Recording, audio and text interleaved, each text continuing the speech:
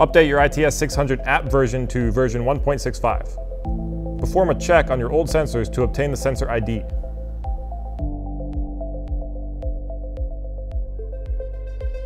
Perform sensor programming. Tap Copy by Activation.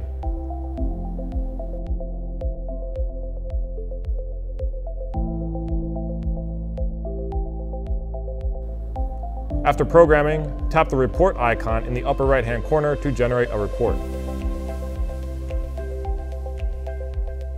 Select vehicle year, then tap the icon in the lower right-hand corner to generate the report. When the report saved successfully message is displayed, press the View Report button.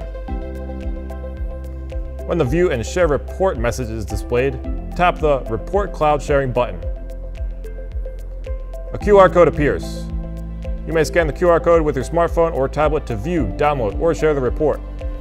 Or you may share the report via email or SMS.